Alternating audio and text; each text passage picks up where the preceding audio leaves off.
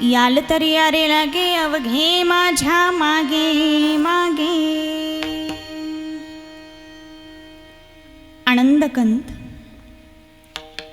सच्चितानंद घन परात्पर पूर्ण परब्रह्म प्रकाश भगवान परमात्मा आणि त्या भगवान परमात्म्याच्या कीर्तन रूपी सेवेसाठी घेतलेला हा अभंग. अभंग कोणाचा आहे म्हणाल तर पांडुरंग रायाचे एकनिष्ठ भक्त, आळंदी पंढरीची वारी करणारे महान वारकरी संत, जगद्गुरु जगद्वंदनीय श्रीमंत संत, वैराग्याचे महामेरू जगद्गुरु तुकोबाराय यांचा हा अभंग आहे. विठ्ठला विठ्ठल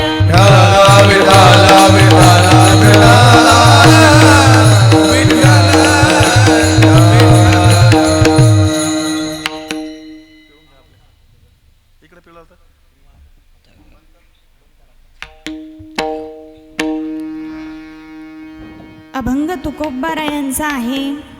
प्रसंग काल्याचा आहे. गेल्या 7 दिवसापासून आपल्या कोटमगावमध्ये सुंदर अशी देवी भागवत कथा या ठिकाणी आयोजित केलेली होती. कथाकार हरिभक्त परायण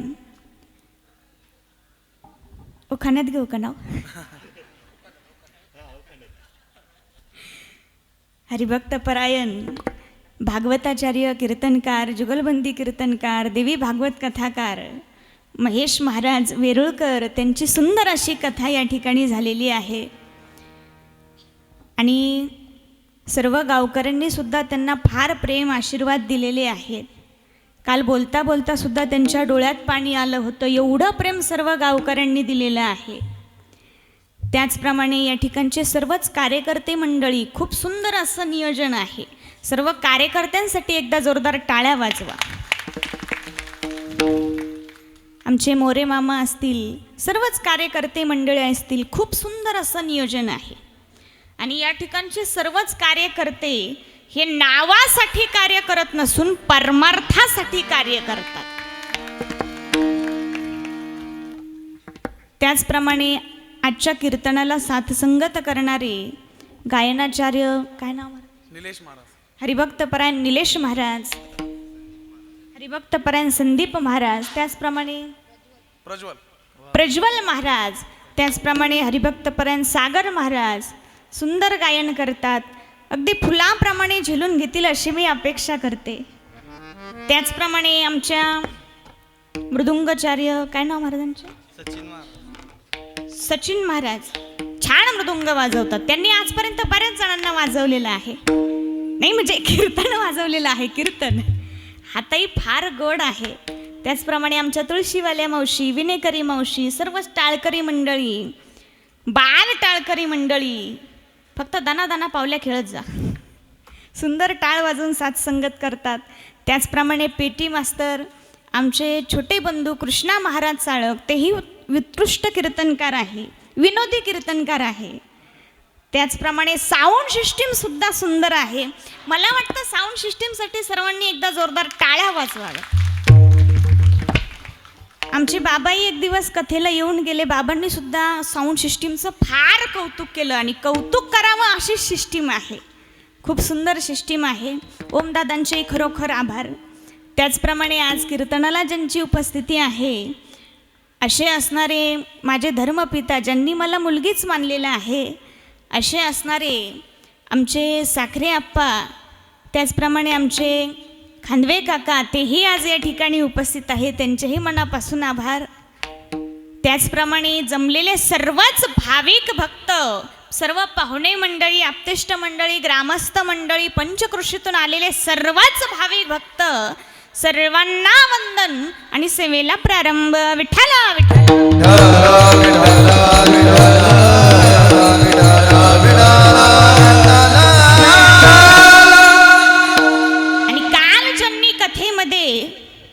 झाकी घेतलेली होती असे असणारे जे देवी बनले होते संदीप भाऊ कदम, त्यांच्यासाठी सर्वांनी एकदा जोरदार टाळ्या वाजवा. कथा संपल्यानंतर मी खाली उतरले.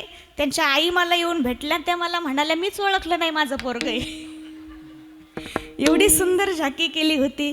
त्याचप्रमाणे गोपीनाथ शिरसाट, सचिन गुरगुडे, स्वप्नील सुपेकर दैत्य, हे तिघही दैत्य होते. त्याचप्रमाणे बाळासाहेब पवार, सर्वच आमचे कार्यकर्ते मंडळी.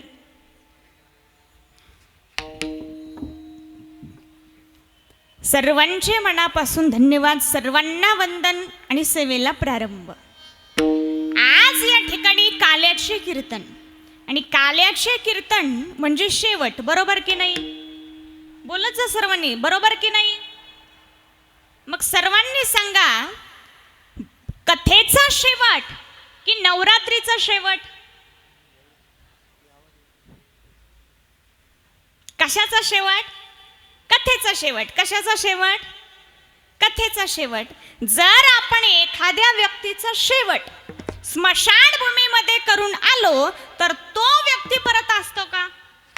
असतो का? त्याचप्रमाणे आज आपण या ठिकाणी श्रीमद भागवत कथेचा, श्रीमद देवी भागवत कथेचा शेवट करणार, म्हणजे परत आपल्या गावात कधीच देवी भागवत होणार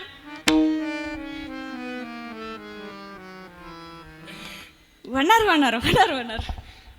मग कथेचा शेवट नाही, कशाचा शेवट? नवरात्र उत्सवाचा शेवट. कशाचा? म्हणजे परत आपल्या गावात कधीच नवरात्र उत्सव होणार. मग कथेचा शेवट नाही, नवरात्र उत्सवाचा शेवट नाही, मग शेवट नेमके कशाचा? तर त्याचे उत्तर आहे, परमार्थिक कार्यामध्ये शेवट नसतो, सांगता असते. शेवट हा संसारामध्ये असतो. आज काल्याचे कीर्तन म्हणजेच कथेचा सांगता. विठ्ठला विठ्ठला विठ्ठला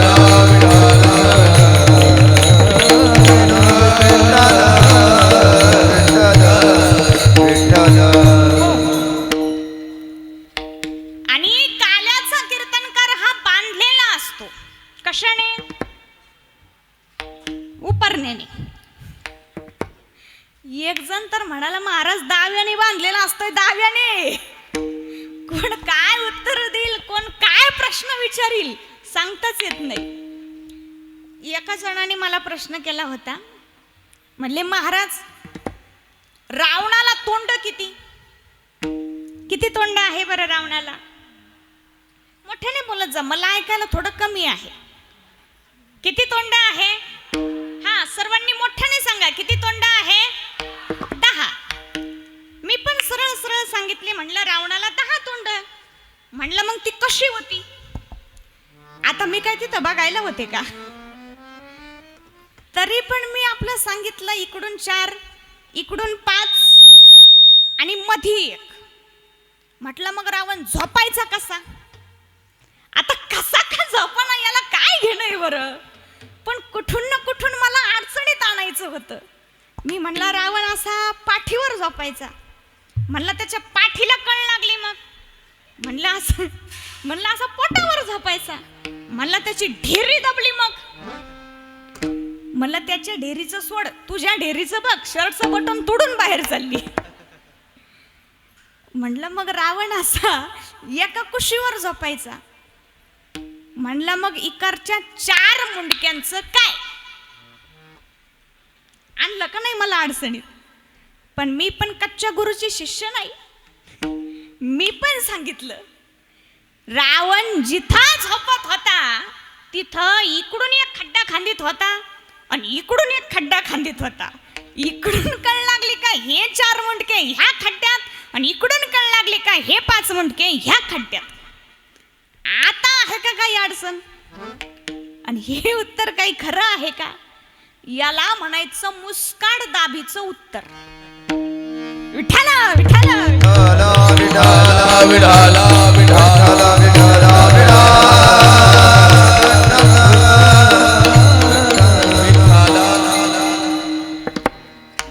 कोण काय प्रश्न विचारेल, कोण काय उत्तर देईल, सांगताच येत नाही. तसा काल्याचा कीर्तनकार हा नियमांनी बांधलेला असतो. साधू संतांनी नियम घालून दिलेला आहे.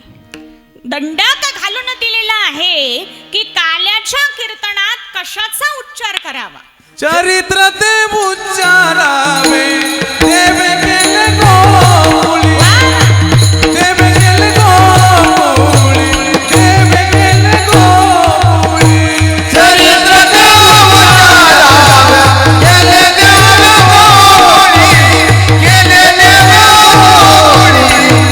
केले देवे गोकुळी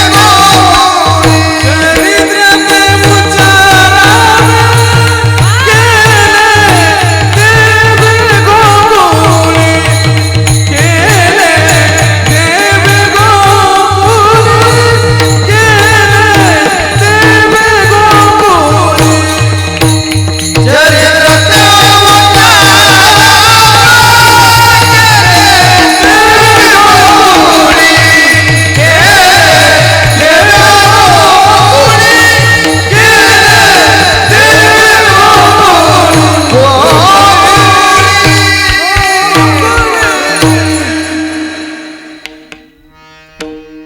चरित्र ते उच्चारावे केले देवे गोकुळी.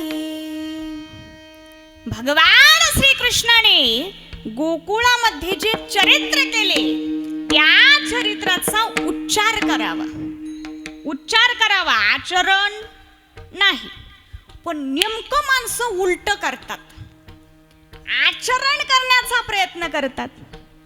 बरं, करण्यात ते आचरण, मग संपूर्ण कृष्ण चरित्र आचरणात आणावं ना? नाही, एकच मुद्दा घेणार. भगवान श्रीकृष्णाने 16,108 बायका केल्या. भगवान श्रीकृष्णाने 16,108 बायका केल्या म्हणून आम्ही 2-3 केल्या म्हणून काय बिघडलं?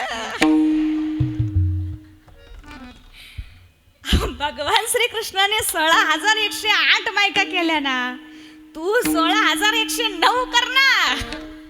जमन का? तुम्ही म्हणाल महाराज एकीला सांभाळता सांभाळताच हाल चालली. दुसरी करायची म्हटलं का कशी करावी लागते? देखत का चोरून? कशी करावी लागते पुरुष मंडळ?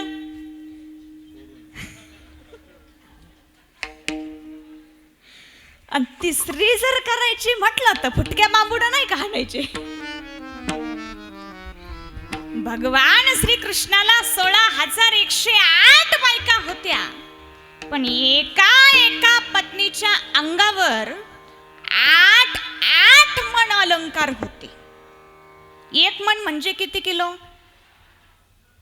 1 मन म्हणजे 40 किलो आणि 8 चोक 32, म्हणजे एका पत्नीच्या अंगावर 320 किलो सोन्याचे अलंकार होते. 320 किलो सोन्याचे प्युअर सोन्याचे, बँटेजचे नाही. ज्याने त्याने आपापल्या पत्नीकडे डोकून बघा बरं. इथं नाही, घरी गेल्यावर. बायकोच्या अंगावर अलंकार असणं हे पतीचं भूषण आहे, भूषण. आणि अलंकार असलंच पाहिजे. महिला म्हणतील बरं झालं अशीच महाराजांनी पाहिजे. 4 दिवाळ्या झाल्या मी तोळा म्हणते, पण मी इकडून तोळा म्हटलं का यांच्या पोटात असा गोळा सुटतोय. बरोबर आहे ना मावशी? विठ्ठला विठ्ठला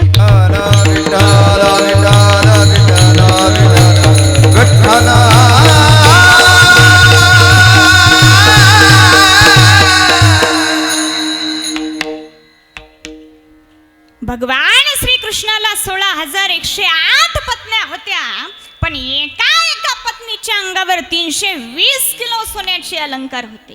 आपल्याला जमेल का? भगवान श्रीकृष्णाने 12 गाव अग्नी गिळला. 12 गाव अग्नी गिळला. आपल्याला जमेल का? अहो, तो अग्नी तर लांबच राहिला. अगरबत्ती माहिती ना? अगरबत्ती, त्या अगरबत्तीचा एवढासा चटका जरी बसला तरी माणसं टनकन उडते. तुम्ही त्या आवाजानेच उडाल्या. कसं जमन कृष्ण चरित्र आचरणात आणायला? भगवान श्रीकृष्णाने डाव्या हाताच्या करंगळीवर 7 दिवस 7 रात्री 7 कोसाचा गोवर्धन पर्वत धारण केला. आपल्याला जमेल का? जमेल का? पर्वत तर लांब राहिला, 200 किलोचा दगड जरी बोकांडी दिला तरी डायरेक्ट वर. म्हणजे कृष्ण चरित्र हे आचरणात आणता येणार नाही. भगवान श्रीकृष्णाने कालिया नागावर नृत्य केलं. आपल्याला जमेल का? कालिया नाग तर लांबच राहिला. विंचू माहिती ना, विंचू एवढा लांब असतो. विंचू केवढा असतो? एवढा एवढासा. विंचू काय करतो? माणसाला गुदगुल्या करतो. मग माणसं खुदखुदू हसतात, बरोबर ना? विंचू काय करतो? चावतो, डांगी मारतो, बिना डीजेच नाचायला लावतो. एवढा एवढासा विंचू बिना डीजेच नाचायला लावतो. मग एवढ्या मोठ्या कालिया नागावर नृत्य आपल्याला शक्य आहे का? भगवान श्रीकृष्णाने तांडव नृत्य केलं. तांडव गती मुंडन पर नाचत गिरिधारी. तांडव गती मुंडन पर नाचत गिरिधारी. तांडव गती मुंडन पर नाचत गिरिधारी. तांडव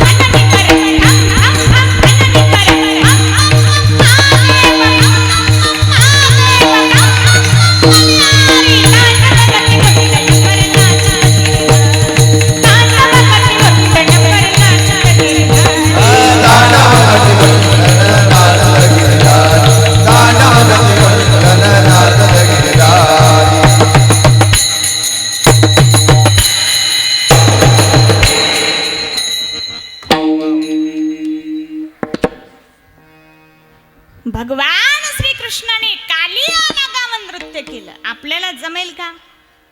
म्हणजे कृष्ण चरित्र हे आचरणात आणता येत नाही.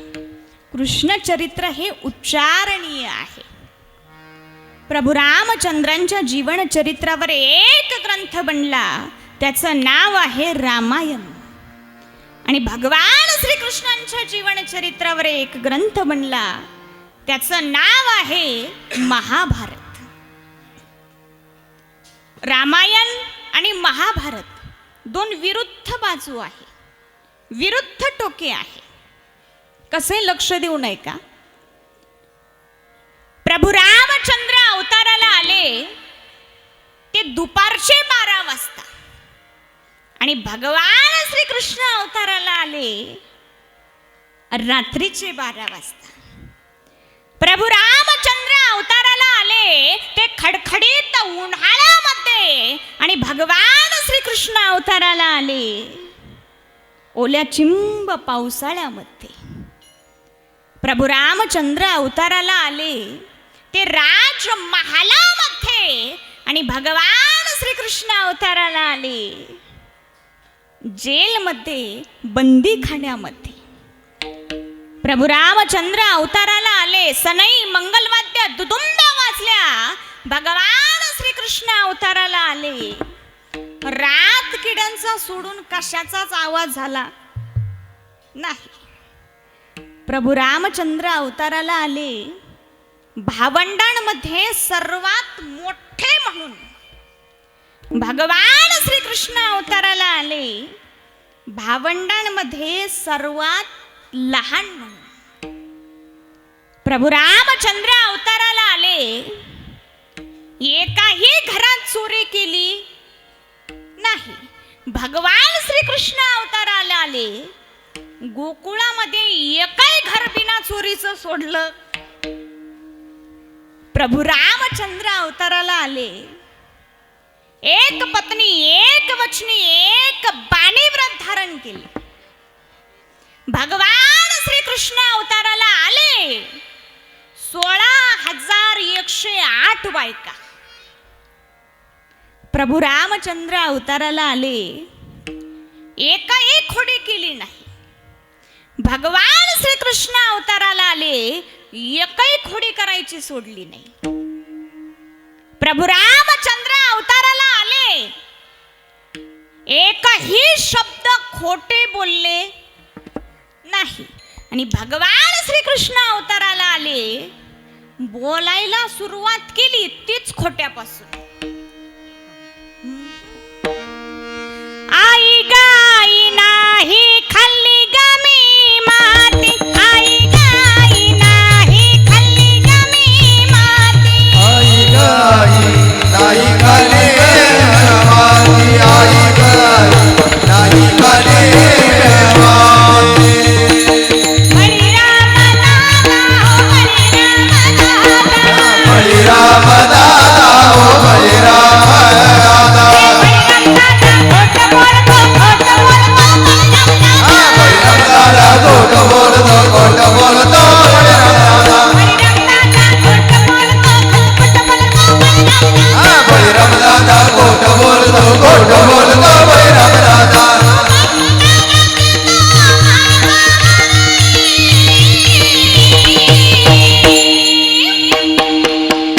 आई गाई या आई गाई नाही खाल्ली गमी माती, आई गाई नाही खाल्ली गमी माती. नाही खाली माती, आई गाई नाही खाली माती.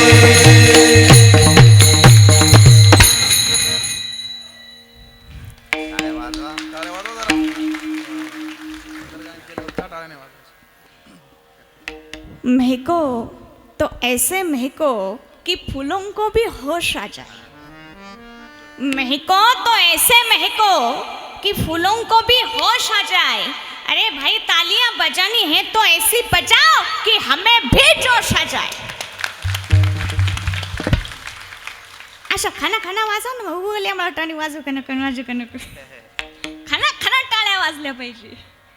जिथं टाळ्या वाजवण्याची मौका मिळेल तिथं चौका मारल्याशिवाय राहायचं. विठ्ठल विठ्ठल विठ्ठल.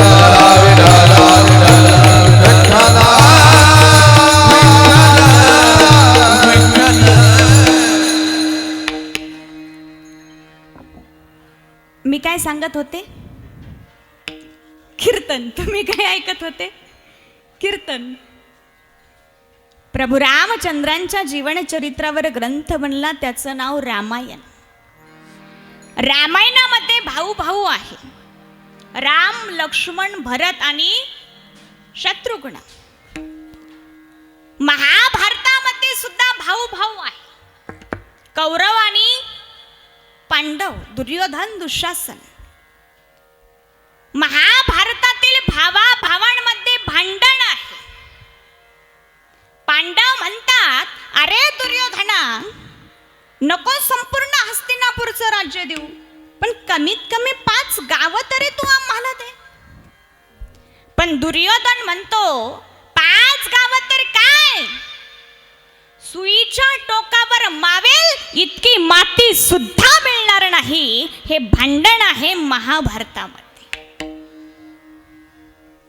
रामायणातील भावा भावांमध्ये सुद्धा भांडण आहे. तुम्ही म्हणाल रामायणातील भावा भावात भांडण? हो आहे. भरत म्हणतात, प्रभू हे राज्य वडिलांनी तुम्हाला दिलेले आहे, हे राज्य तुम्हीच सांभाळा. परंतु प्रभू म्हणतात, नाही, हे राज्य तुला दिलेले आहे, तूच सांभाळ. हे भांडण आहे रामायणामध्ये. रामायणामध्ये दीर भाऊजाई आहे. दीर आहे लक्ष्मण, भाऊजाई आहे सीता. रामायणातील भाऊजाईला मिळालेली वागणूक बघा. काही वानरांनी अलंकार आणले, प्रभू रामचंद्रांसमोर धरले. प्रभू, एक राक्षस एका स्त्रीला आकाश मार्गातून घेऊन खाली टाकलेले आहे. ओळखा, सीतेचेच आहेत का? प्रभूंनी पाहिले, ओळखले. लक्ष्मणाला आवाज दिला, लखन इधर आ जाओ. लखन आला. देखो, क्या ये गहने तुम्हारे भाभी के हैं? लखन ने देखा, पहचाना और कहा, प्रभु इसमें से सिर्फ पैर में जो नुपुर पहनते हैं मैं वही पहचानता हूं, बाकी के अलंकार मैं नहीं पहचानता. 14 वर्ष जिच्या सानिध्यात राहिला, तिच्या अंगावरच्या अलंकारावर एक नजर सुद्धा गेली नाही. ही वागणूक मिळाली रामायणातील भावजाईला. तुम्ही म्हणाल, पैंजण कसे ओळखले?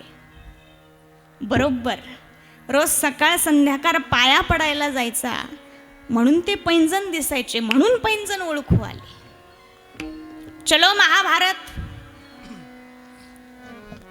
महाभारतामध्ये सुद्धा दीर भावजाई आहे.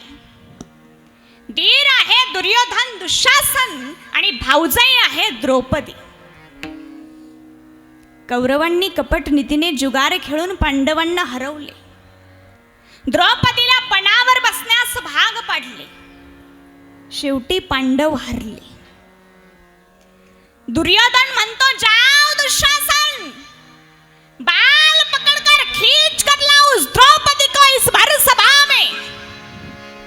दुःशासन गेला महाराज. द्रौपदीच्या केसाला धरून ओढत ओढत ओढत ओढत भर सभेत आणले. अरे देखते क्या हो दुःशासन, खींच तो इसकी सारी, करो इसे विवस्त्र, एक बार विवस्त्र देखने की मेरी तमन्ना पूरी कर दो. आणि दुःशासनाने सुद्धा साडी खेचायला सुरुवात केली, विवस्त्र करण्याचा प्रयत्न केला. ही वागणूक मिळाली महाभारतातील भावजाईला. मग मला सांगा, आपल्या घरामध्ये रामायण घडावं की महाभारत घडावं? काय घडावं? ज्यांना ज्यांना वाटतं रामायण घडावं त्यांनी त्यांनी मोठ्याने बोला. काय घडावं? पुरुष मंडळ, काय घडावं? मग आपल्या घरात जर रामायण घडावं वाटत असेल तर प्रत्येक पुरुषाला राम व्हावं लागेल, म्हणजे रामासारखं वागावं लागेल. आपल्या घरात जर रामायण घडावं वाटत असेल तर प्रत्येक सुनेला सीता व्हावं लागेल, म्हणजे सीतेसारखं वागावं लागेल.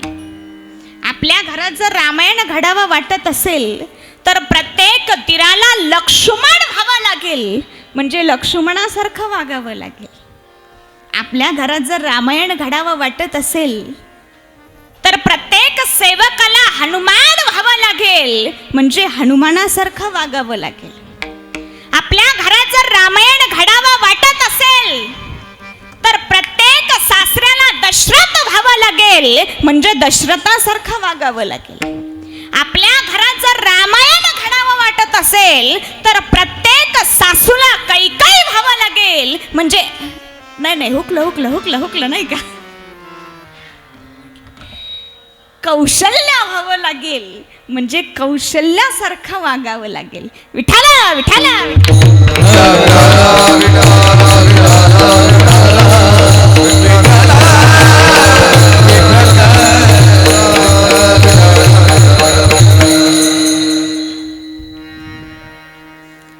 म्हणजे रामचरित्र आणि कृष्णचरित्र या दोन विरुद्ध बाजू आहे, विरुद्ध टोके आहे. प्रभू रामचरित्र हे आचरणीय आहे आणि कृष्णचरित्र हे उच्चारणीय आहे. आणि काल्याच्या कीर्तनामध्ये कृष्णचरित्राचा उच्चार करावा, पण कुठपासून कुठपर्यंत? एदसे चरित्र केले नारायणी, हो एदसे चरित्र केले नारायणी. रागाता गोधाणे राखीताई, रागाता गोधाणे राखीतासी. एदसे चरित्र केले नारायणी.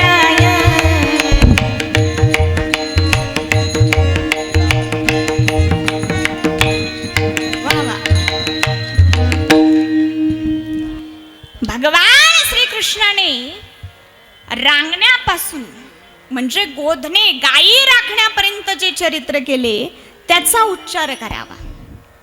भगवान श्रीकृष्ण फार सुंदर रांगायचे. गुरुगुड्याजी कोणत्या गुडघ्याने रांगायचे बरं?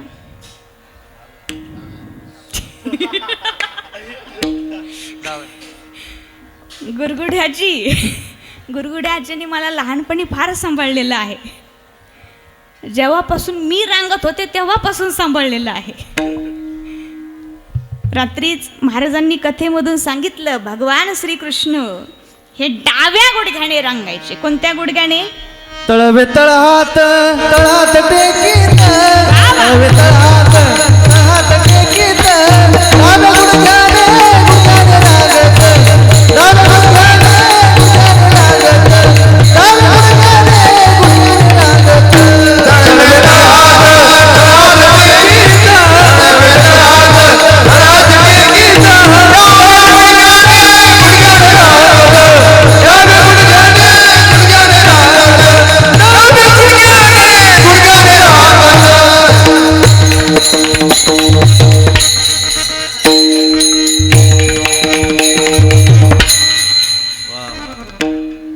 भगवान श्रीकृष्ण हे डाव्या गुडघ्याने रांगायचे. कोणत्या गुडघ्याने? मुलांनो कोणत्या गुडघ्याने रांगायचे? तुम्ही कोणत्या गुडघ्याने रांगता? तुम्ही टनाटना पळता. भगवान श्रीकृष्ण रांगताना फार सुंदर दिसायचे. कृष्ण सुंदर दिसायचा म्हणजे कृष्ण गोरा होता की काळा? कसा होता कृष्ण? हा सावळा. कसा होता कृष्ण? पुरुष मंडळ कसा होता कृष्ण? सर्वांनी मोठ्याने बोला. कसा होता कृष्ण? सावळा. बचत गट कसा होता कृष्ण? कोण म्हणाल कावळा? सावळा देखिएला नंदाचा सावळा देखिएला नंदाचा तेने आनंदाचा उराला तेने आनंदाचा उराला सावळा देखिएला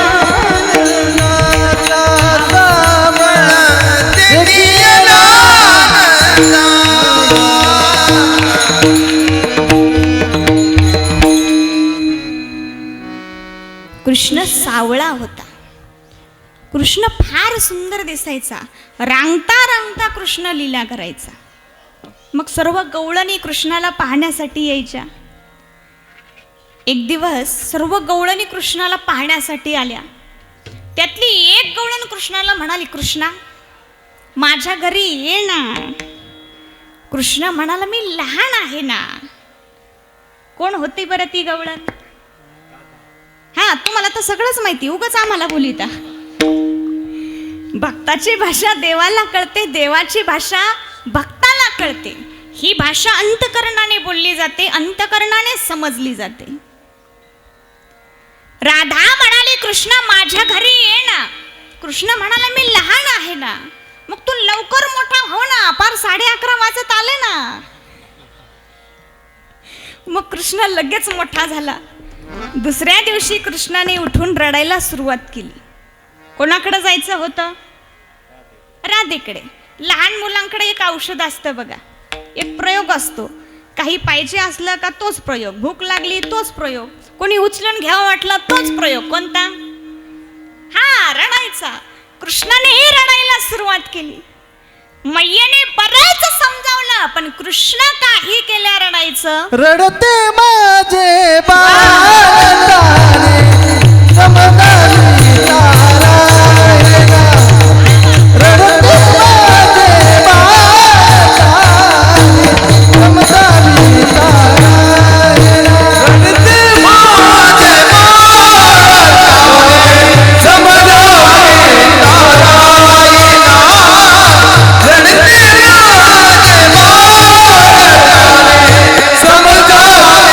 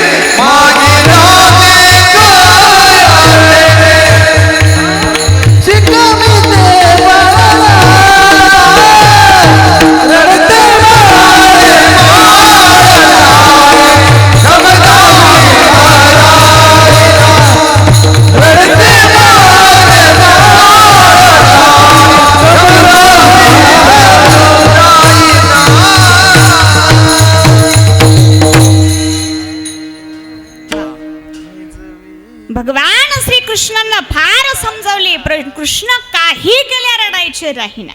मैयाने बरेच प्रयोग केले पण तरी कृष्ण रडायचा राहीना. कृष्णाची दृष्ट काढली. हरी माझा कणकण तो दृष्ट झाली बाई ग, कण माझा कणकण तो दृष्ट झाली बाई ग. दृष्ट ही काढली तरी हे कृष्ण रडायचा राहीना. मैयाने पाळण्यामध्ये घातले, अंगाई गीत गायले. आता ते पाळणे अंगाई गीत तसं काही राहिलंच नाही. आता पोरगा रडायला लागलं का कॉटवर टाकून देतात, टीव्हीकडे त्याचं मुंडकं वळून देतात, टीव्हीचं बटन दाबून देतात. मग ते रंगीबेरंगी चित्र आलं का हे सुद्धा टुळू टुळू पाहतंय. आता तो टीव्ही सुद्धा गेला. आता आला मोबाईल. चिव चिव चिमणी, अगं ये चिमणी, काय रे चिमण्या, हे बघ आणलाय, मग त्याचं राहणा बघू बघू बघू.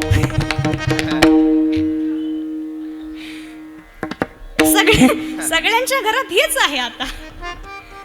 मैयाने अंगाई गीत गायले.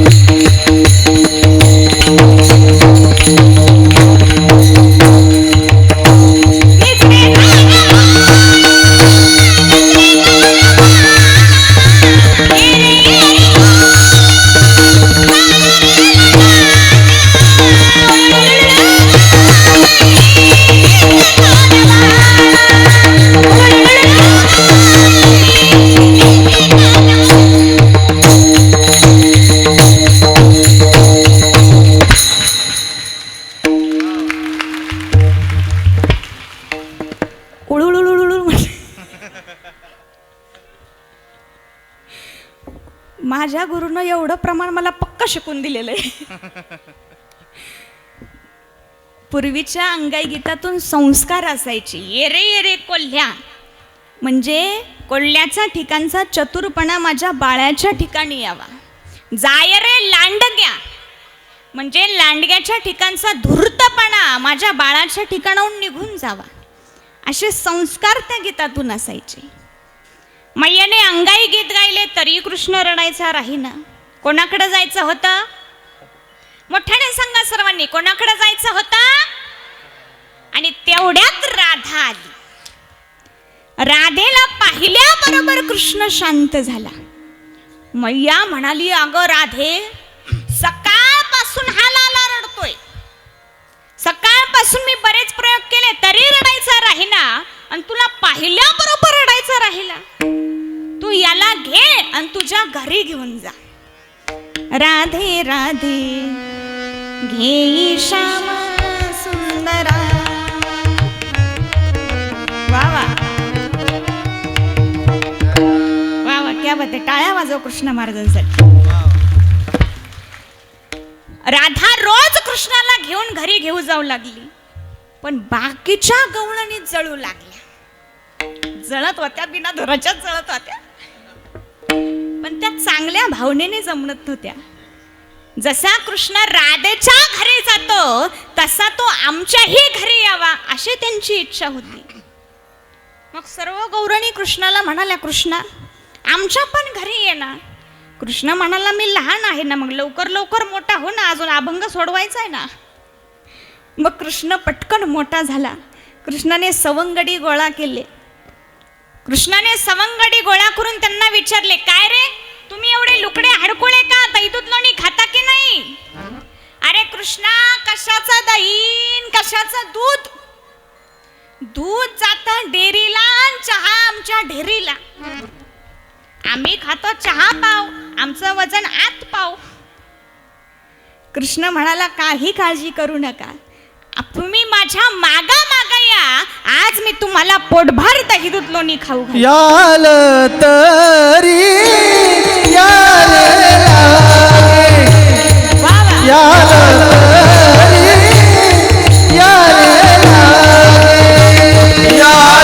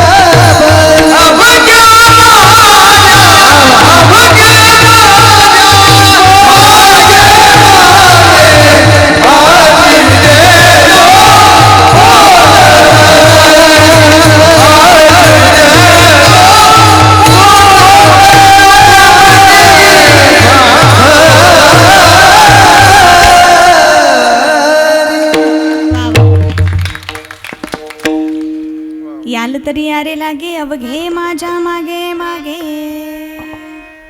माझ्या मागे मागे या म्हणजे परमार्थात या, देवाच्या मागे मागे या, संतांच्या मागे मागे या, तरच दही दूध लोणी म्हणजे भक्ती ज्ञान वैराग्य आपल्याला मिळेल. पण आज प्रत्येक जण मागे लागलेला आहे तो म्हणजे पैशाच्या. कोणी पैशाच्या मागे लागलेला आहे, कोणी सत्तेच्या मागे लागलेला आहे, कोणी नावलौकिकाच्या मागे लागलेला आहे, प्रसिद्धीच्या मागे लागलेला आहे, कोणी नोकरीच्या मागे लागलेला आहे, कोणी छोकरीच्या मागे लागलेला आहे. या सर्वांच्या मागे लागण्यापेक्षा याल तरी यारे लागे, अवघे माझ्या मागे मागे. मग सर्व सवंगड्यांना कृष्णाने गोळा केले, एका घरामध्ये गेले, चोरी केली. सर्व गवळणी कृष्णाचा गाराणे घेऊन यशोदा मैयाकडे आल्या. पण मैयाला काही खरे वाटायचे नाही. मैया म्हणायची, अगं माझा लाला लहान आहे, 5 वर्षाचे माझं बाळग, अंगणी खेळ खेळे, कालटकेच घेता आळग, गोकुळ जाणा. अगं माझा लाला लहान आहे. मग एक दिवस कृष्णानेच दाखवून द्यायचे ठरवले की हे मैया मी खरोखर चोरी करतो. मग कृष्णाने सर्व सवंगड्यांना सांगितले, आज मी तुम्हाला पोटभर दही दूध लोणी खायला देतो. आणि हेच तू कब्बर आहे सांगतात, आजी देतो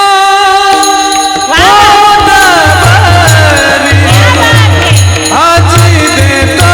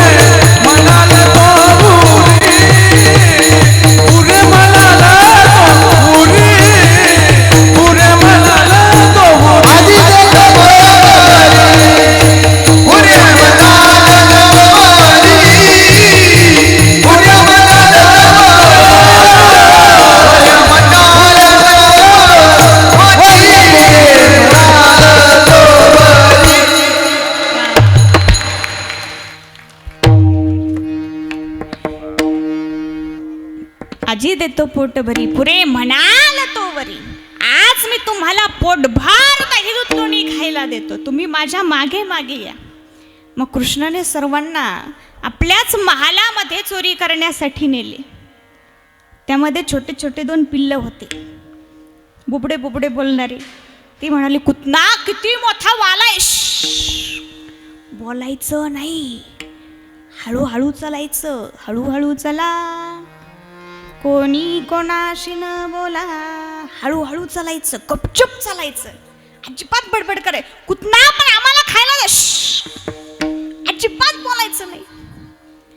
गेले वाड्यामध्ये. कृष्णाने एका एकाला विचारलं, तुला काय खायचं? मला दूध खायचं. तिथं मोठे मोठे टँकरच भरलेले होते, टाक्या भरलेल्या होत्या. उचलायचा गोपाळ दुधाच्या टाकीत, उचलायचा गोपाळ दह्याच्या टाकीत. तुला काय खायचं?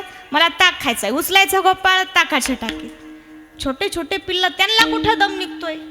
कुठना मोठ्या मोठ्यांना खायला घालतो आम्ही, बालकाली मातो. तुला सांगितलं ना बोलायचं नाही म्हणून, आले पण मोठ्या मोठ्यांना खाऊ घालतो आम्ही, बालकाली बालकाली. कृष्ण म्हणाला, यांना टाकीत जर टाकावं तर हे बुडून मरतील, आणि नाही टाकावं तर हे चुपही बसाना. छोटे छोटे होते, त्यांच्या मापाचे छोटे छोटे मटके त्या ठिकाणी होते. मग कृष्णाने त्या जास्त बोलणाऱ्या पिटकुलाला विचारलं, तुला काय खायचं? कुठना आपल्याला आहे ना दही खायचं, दही. उचलला गोपाळ, त्या दह्याच्या डेऱ्यामध्ये टाकला. छोटा मटका होता, बिलकुल त्याच्या मापाचा होता. ते बरोबर त्या कठाडावर हात देऊन टाचावर करून त्याच्याकडे पाहू लागलं. कुठना आले, त्याला पण खायचं ना, त्याला पण. त्याचं बी बघतो, तू तुझं बघ ना. कृष्णाने त्याला विचारलं, तुला काय खायचं? ते छोटं पिटकुल म्हणाला, कृष्णा मला दूध खायचं.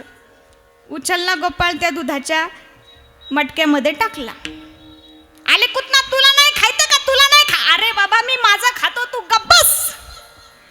कृष्णाने सुद्धा एका टाकीत उडी मारली. दुसऱ्या दिवशी सकाळी पहाटे पहाटे यशोदा मैया उठली. पूर्वीच्या गवळणी पहाटे उठायच्या 4 वाजता. आताच्या पहाटेच उठतात म्हणा 8 वाजता. आताच न सांगितलेलंच बरं. यशोदा मैया पहाटे उठली आणि घुसळण करण्यासाठी रवी मंथन घेऊन आली. आता रवी घेऊन आली म्हटल्यानंतर मैया कोणत्या मटक्याजवळ जाणार? कोणत्या मटक्याजवळ जाणार? दह्याच्या. दह्याच्या मटक्यामध्ये कोण होतं? हे जास्त बोलणार पिटकुल. मैयाने रवी सोडली, यानं पाहिलं रवी आली. ये गपचूप मागं जाऊन उभं राहिलं. रवी आली. मैयाने मंथन करायला सुरुवात केली. घुम घुम करती डेरे घुमती, घुम घुम करती डेरे घुमती, आनंदला गवळणी गवळणी छंद छंद बोलती, आनंदला गवळणी गवळणी छंद छंद बोलती, घुम घुम करती.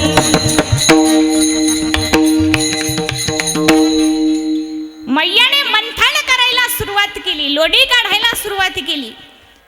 मंथन केल्यानंतर थोडंसं लोणी आलं. या पिटकुलानं पाहिलं लोणी आलं. याने पटकन इकडच्या काठावरचं लोणी असं हाताने काढून घेतलं, खाऊन टाकलं. इकडचं पण लोणी काढून घेतलं, खाऊन टाकलं. मैयाने विचार केला, आता लोणी आलं असन. मैयाने लोणी आलं का नाही हे पाहण्यासाठी रवी बाहेर काढली. याला कळालं रवी बाहेर गेली. पटकन खाली जाऊन बसलं.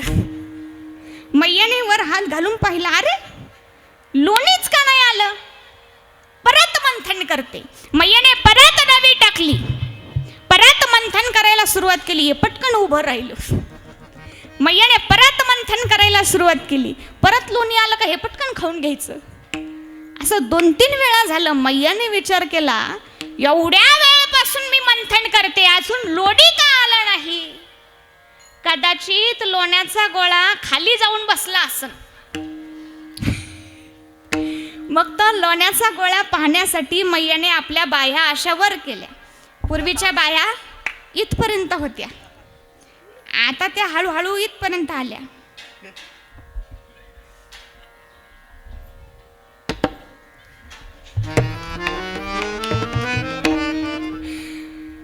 ऐसा निकला फैशन देखो दुनिया नंगी हो गई, ऐसा निकला फैशन देखो.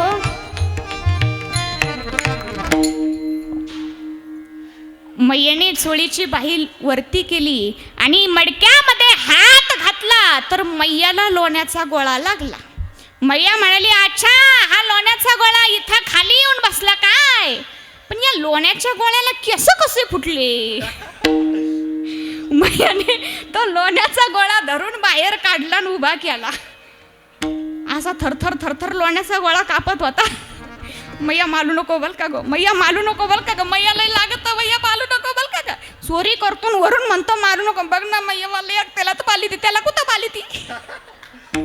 म्हणले तो कुठे आहे, म्हणले ते काय त्या मटक्यात. मैयाने दुसऱ्याला सुद्धा बाहेर काढलं. फार गोंडस दिसत होते. किती छान दिसत असेल बरं. सगळे दया दुधाने माखलेले, हात थरथर थरथर थरथर थरथर कापत होते, डोळ्यातून पाणी येत होतं. ते डोळ्यातलं पाणी असं दह्या दुधांमधून रस्ता काढत काढत काढत काढत खाली टपकत होतं. फार गोंडस दिसायची. मैयाला तर कौतुक वाटत होतं, पण मैया उगाच काठी घेऊन इकडून तिकडून फिरू लागली. चोरी करता, आज मी तुम्हाला सोडणार नाही. हे छोटं पिटकुल म्हणतं, बघ ना आपण थोताले थोताले तर आपल्याला तर माली ती, मोठाल्याला कुला माली ती. मैया म्हणाली, मोठाले कुठे, म्हणले ते काय एका पटकत एक एक. मैयाने सगळ्यांना बाहेर काढलं. हे छोट्या पिटकुलाला जरा आधार आला. आता मारलं बी तर मोठ्यांना जास्त मारीन ना, आपल्याला थोडं कमी मारीन. हे छोटं म्हणतं, बघ ना आपण लोक ते पोल येतं आपल्याला तर माली ती, थोता त्या पोल्याला कुला माली ती. म्हणले कुठे कृष्ण, म्हणले ते काय त्या डेऱ्यामध्ये. मग कृष्णाला सुद्धा त्या डाकीत मधून बाहेर काढलं. कृष्णा तू चोरी करतो ना, आजपासून तू चोरी करायची नाही. मैया मग मी काय करू, तू शाळेमध्ये जा. पूर्वीची शाळा म्हणजे कोणती, अरे तुम्ही गाया घेऊन सारे गोपाळ रानात या, तुम्ही गाया घेऊन सारे गोपाळ रानात या. मग कृष्णाने छोट्या छोट्या गायी घेतल्या, छोटे छोटे गोपाळ घेतले आणि सर्वजण गायी चारण्यासाठी निघाले. गायी चारता चारता अनेक प्रकारचे खेळ खेळले. मुलांचे खेळ वेगळे आणि मुलींचे खेळ वेगळे. मुलींचे कोणते कोणते खेळ आहे बरं, मुलींचे खेळ कोणते कोणते आहे. तुम्ही खेळच खेळला नाही का. हा खेळ कोणते कोणते, खो खो, आणखी मोठ्याने सांगा सर्वांनी. कोणते, लंगडी, आणखी कबड्डी, आणखी मोठ्याने सांगा ना. मग एवढा काय लाज आता. फुगडी, आणखी पकडा पकडी, आणखी ते असं काय असतं ते, आंपल चंपल, आप्पा आंपल चप्पल, आंपल चप्पल, आणखी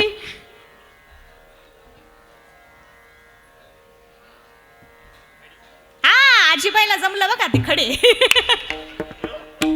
खडे, आणखी दोर उड्या. हा दोर उड्या, आणखी झिम्मा, आणखी पिंगा.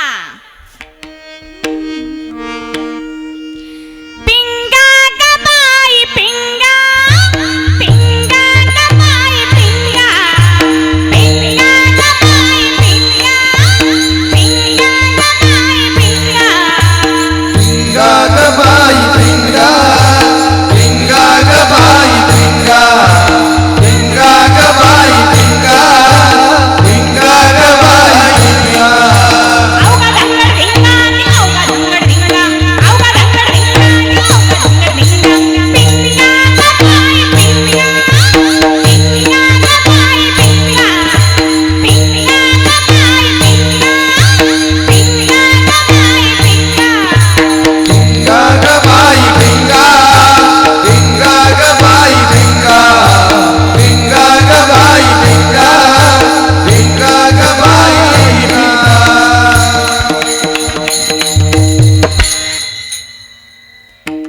हे झाले सर्व मुलींचे खेळ. आता मुलांचे खेळ कोणते?